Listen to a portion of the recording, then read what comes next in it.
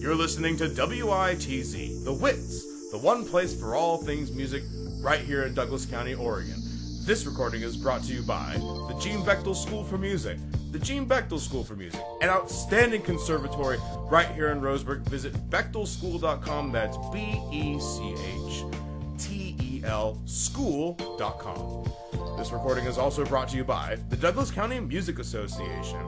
Do you need help? Are you looking for an instrument, looking for musical work, or what else? Please contact us today. If everyone gave $10, we would have enough funds to support our community for at least 2 years. There are 80,000 people that live in Douglas County. $10 from each one of you would help our program significantly. Check out our Venmo at Oregon DCMA. Again, that's our Venmo at Oregon DCMA. Give today. We'd really appreciate it. It's time to start with some older news. Maybe you've been listening to our broadcast for multiple weeks now. Maybe this is your first time. I appreciate you listening and thanks for joining us. I want to talk about what I saw this week. The Roseburg High School Marching Ensemble's final field show, also known as the Platinum Arrow. What a fantastic show. Now, the thing is, I actually like cold weather, so this change from all this hot heat to all the cool rain, first of all, I've been waiting for this. I'm sure many of you have been waiting for this too. But yeah, I have to cut in here. Hi, I'm Ariel. So I just want to say, from coming from California and living here officially like a year now, I really think Oregon got the memo for winter before they got the memo for fall, and they're just speedballing into winter. Yes, if you've never lived in Oregon, or if this is your first time, hi, welcome to, we just finished second summer, which is right after false summer, or false winter, excuse me. So there's a false fall, and it's like, tee-hee, remember when it almost rained, and then it gets warm again, and everyone gets mad, and then it gets suddenly cold. So sitting outside in this new cold weather was fun, I have to say. Was really enjoyable. But at the same time, I'm still adjusting to the new conditions. But let me tell you about this marching band that Roseburg High School has. Now, I served, quote-unquote served, in the Roseburg High School band many, many years ago. I actually graduated from Roseburg High School in 2006. I served in this Roseburg marching ensemble. And I'm telling you, the marching ensemble that I saw this week, just truly remarkable. Lovely, amazing drummers, great band, great sound, just like I remember when I was a kid, but it's much better now. And I want to give a special shout out to Mr. Brandon Hansen, an outstanding teacher and local community member responsible for all of this amazing marching band performance. And I saw the show, okay? They did drill. They marched in squares. They played a fun game where if you miss the call, you get out. So much fun. Their marching show, stellar. I cannot wait to see what they do next year, because you probably don't know this. Not only did they get first place in Grants Pass marching competition, but they scored 11th place at the most recent marching band competition in Autzen Stadium at the University of Oregon. If you have not seen the Roseburg High School Marching Ensemble perform, it's not too late. Go to a football game. Go check them out, because if you don't go this year, you'll have to wait until next year. What a great crowd. Thanks for having us. And now Ariel is going to let us know not to forget the following things. Positive Open Mic in Roseburg is the second Wednesday of each month. Positive Open Mic in Roseburg is at the Umpqua Unitarian Universalist Congregation at 6:30 p.m. Wednesdays. And that is the second Wednesday of each month, so circle it on your calendars. And just in case you haven't been listening, the Canyonville Farmers Market. I don't go to Canyonville that often. It's kind of far away. But the Farmers Market is also every Wednesdays from 9:30 a.m. to 1:30 p.m. I'm looking right here and it says the South parking lot from Seven Feathers Hotel/Casino. It's a great casino. You should check it out. There's live music every single week. The best local produce every Wednesday from 9 a.m. to 1:30 p.m. Check out Canyonville Farmers Market. And there is another farmers market to check out, and it's more local. It's the Umpqua Valley Farmers Market. It's open every Saturday, year-round, 9 a.m. to 1 p.m., so you can sleep in a little bit. Local producers share goods and products. This family event promotes thinking locally and supporting your neighbors, and it helps us grow this community and makes us stronger. This farmers market was voted 2021, there we go, Outstanding Large Market by the Oregon Farmers Market Association. So I think that means they're really good. You should check them out every Saturday. And now some upcoming events coming up soon. You'll never guess. Another event at North 40 Beer Company. We love the beer company at North 40. Even if you don't drink, I'm sure they serve water. Now, my friend Eric Schnautz, you probably don't know Eric, or maybe you do. Eric Schnautz is an amazing musician, and his daughter was actually in my music class for several years. But Eric is an outstanding musician and an incredibly good friend. Now, that's not soon, but it's coming up. That's Thursday, November the 17th. So make sure you look at your calendar. You don't want to miss this, I'm telling you. Thursday, November the 17th. Now, that starts at 6:30 to 8 p.m. Join us for the third Thursday of each month for another open mic. I don't know what it is about Mike, but he seems pretty open, and I'm okay with that. Eric Schnautz will join as our host to open the evening up. You want to check out Eric. He's an outstanding musician. Again, open mic. You're probably not sure what that is. Just show up. Bring an instrument. Bring nothing. I don't know. Bring grandma. She's probably cool. Open mic night at North 40, Thursday, November the 17th at 6:30. Don't miss a Portrait in Sound featuring the UCC Concert Band and the UCC Bighorn Jazz Band on Tuesday, December 6th at 7 p.m. in Jacoby Auditorium. This concert will feature a variety of music that uses sound as a way to paint a picture in your imagination. The UCC Concert Band will perform works by John Mackey, Thomas C. Duffy, Chandler L. Wilson, and more. The UCC Bighorn Jazz Band will perform music by Thad Jones, Sammy Nesco, Gordon Goodwin, and more. And now, our feature presentation. Now, I've talked about North 40. I haven't talked about South 40 or South 39 or whatever. But the good news is Ore and More Artisan Mead. Again, I said this on our first broadcast. I've never had mead. I don't know what it tastes like. I might have to go check it out because these guys put on a lot of music. It's a little different this time. It's the Sunstone Dance Company. You may not have seen them. I think I saw them at a show a couple of years ago. Some outstanding dancing, if you ask my opinion. Now, that's Saturday, November the 12th. I've already talked about some shows on the 17th, but the show on Saturday, November the 12th, is something I want you to pay attention to. Now, it's a shorter show. It's about an hour. It's only from 6 to 7 p.m. There's a social hour from 5 to 6, though, just like all Ore and More concerts. They seem to have a social hour. I don't know what a social hour is. You probably go and social. I guess whatever that means. Socialize. Right, yes. Excuse me. No, I'm terribly sorry. The tickets are $5. Now, here's the good news. I want to talk about the Douglas County Music Association for 1 second. We're still working this out, but if you donate to the Douglas County Music Association, we'd like to try to arrange a procedure where if you donate, you don't have to pay the cover to these shows. We're still working out how to make that possible. I'm still talking to the meadery and I'm still talking to these beer companies, but we're trying to make it that if you donate to the nonprofit, that you will be able to go to these shows free of charge. You've already contributed to the nonprofit. The nonprofit supports these companies and the companies support us. So maybe we can figure out a way to get you to these shows for free.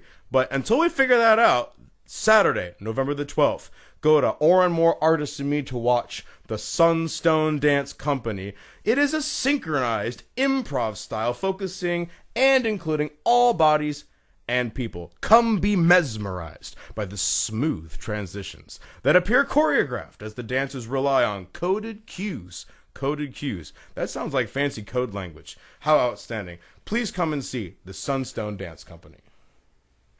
It is my very distinct honor and privilege to welcome to the show our very first guest, Michael Wheeler. Will you please say hi?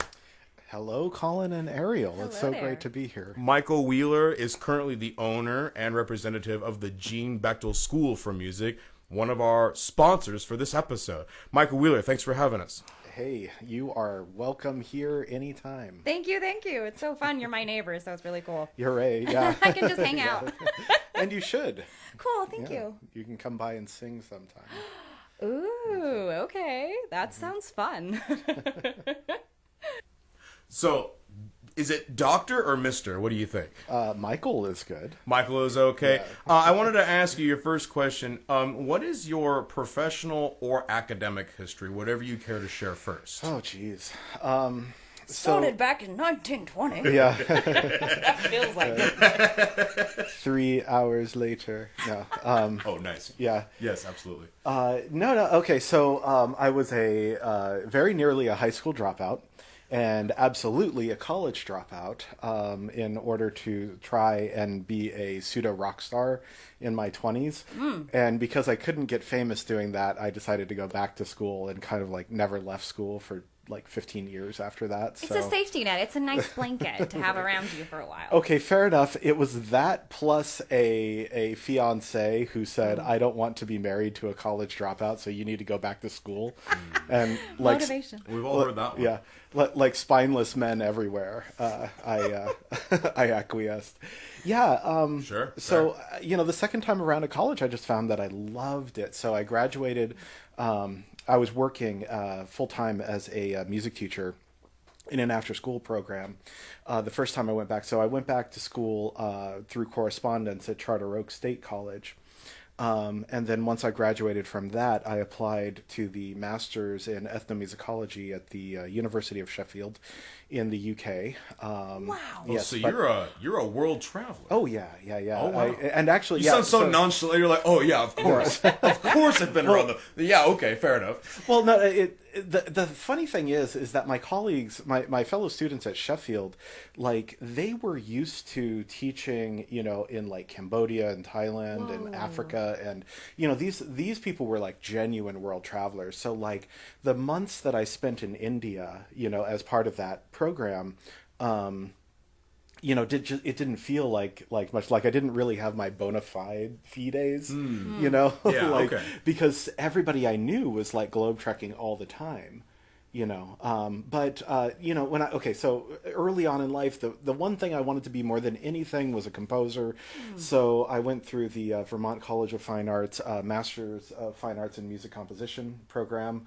And so there was that, and then finally, I had a what would you call it, like a spiritual reawakening. Sure. And so I wanted to put all of that together. So then I ended up going through the International Multi-Faith Seminary in Yes. Flagstaff, Arizona. And that's where you have your the doctorate. Yes. Okay, very yeah. cool. Yeah. I wanna backtrack a little bit Yeah. though. Go back to early days. Early Was days. there an instrument that inspired you to stay with music, or was it a teacher? Okay, so well. Okay, both. yeah. So my studio, my school where we're broadcasting right now is named the Jean Bechtel School, and Jean Bechtel was my piano teacher when I was a teenager. And she passed away from lung cancer. She had quite a cigarette habit. Okay. She passed away from lung cancer when I was about 17 years old. But if I had to think of one individual who like encouraged me to write music, I was the world's worst piano student. It doesn't matter I if have you got those teachers. I That's teach true. elementary What school. do I've you? seen some pretty bad students. to be You honest. have never seen a worse piano student than I was. I promise. so you. good. Oh, that's nice of you. I hear him play and it's gorgeous. You know what? You're not prepared. You're not hooked up, are you? That's all right. Yeah. Maybe we'll have you as a performance artist one of these days. Right. Hey, if he wants me to sing, he can. I would love accompany that. me. Yeah, no, we That'd should be do cool. that. We should do that sometime. I'm a fan of all of this. All of this music making is why we're all here. I want people to come together to make amazing music. It's Yeah. true. But just to finish my Please. long-winded story, course. so I would bring my terrible compositions to her, just stacks and, of yeah, them. and she would attempt to read my bad handwriting. And anyway, but she was encouraging. She was like the light of my week, and so I always thought if I could open a place, I would name it after her. So Oh my gosh. I'd like to ask you a question. Do you feel like you said Miss Bechtel, right? yeah, So, would you say that she was really a nurturer as far yeah. as finding the talent in the student instead of making the student meet her demands? definitely, yeah, and that's definitely like the kind of teacher that I've tried to be. That reminds me of a teacher from a long time ago named Nadia Boulanger, a French teacher, and she was one of the most influential teachers in the market, from what I have read. That she never told students, you have to look like me. She always told students, you should look like however you want to look like. You should be the musician that you want to be, or even just the person or the artist. And I actually am really on board. So hearing a story about Gene Bechtel's origins, a teacher that really inspired. Yeah. And Sir Michael, it sounds like you're an inspiring teacher, because when I talk to your students, everybody likes coming to the Gene Bechtel School and being your student. They are inspired by you, and they really enjoy you being their teacher, and all the people you have working here too. So that's quite an accomplishment, sir. Well, thank you. I appreciate that. And, when you love what you do, it never, like, it feels like work, but it's not, it's like, it's such an amazing thing putting your feet on the floor in the morning and saying, yeah, I get to go to work. That's something that we should never take for granted, because, because not everybody gets to do that. Right. I am blessed. We have a staff of 6 teachers, and Mr. Colin Hurwitz is one of them. Hey. Hey, that's me. We've got a great team here. And whether you want to do violin or cello, drums, piano, we can fit you in. It's quite a pool of talent. There's nothing, and the thing is, what I really like about Michael the most is not only is he an ethnomusicologist, he can actually play these instruments. Woo! No, you mean a lot of these guys are like, this is an instrument. Can you play it? No, I just read a book about it. That's cool. I'm into book learning. It's a big deal. Michael can actually sit down and play these instruments. Oh, I love that. So why Roseburg Doka? What does that mean? Well, I'm curious, Michael, why did you choose Roseburg? Why did you choose Douglas County? Yeah. Oh, yeah. I moved don't here. know the abbreviation Doka. Yeah. Okay. I don't think I do either. It's new to me. Yeah, I moved here for work. I worked at the community college for a while, and now doing this thing. But I have family here. Yeah. So Nice. yeah. Do you have any goals for the community? Yeah, we every day, every time we open this door to this studio, it is to cultivate local talent and culture. Yes. That is the only thing we care about. Is trying to create an artistic outlet for the immense amount of talent that we have here. We are so blessed. And I don't know what it is. I don't know what it is about, like rural, you wouldn't think rural Oregon is like a hot spot for talented young people, but it is.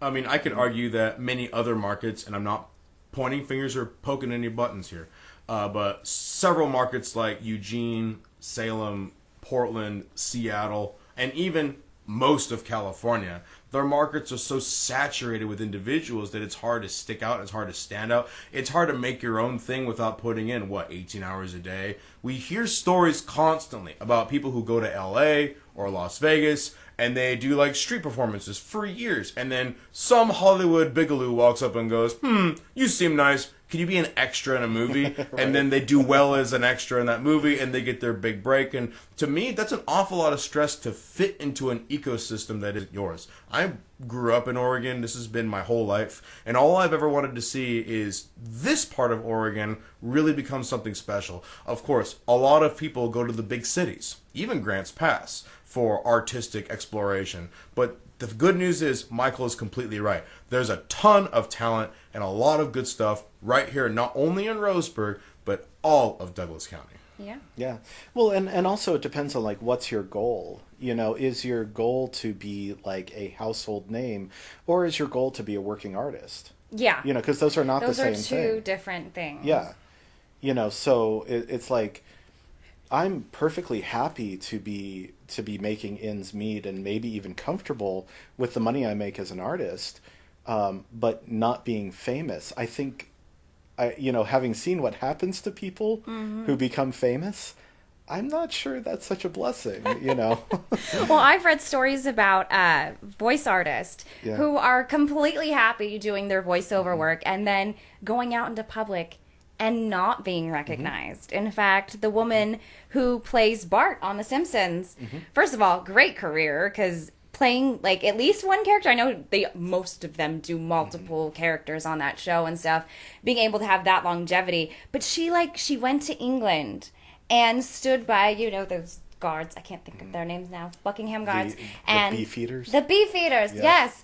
And just stood there like, oh, just a regular tourist, and then turned around to him and said, way to go, man, or whatever it was, cowbunga dude.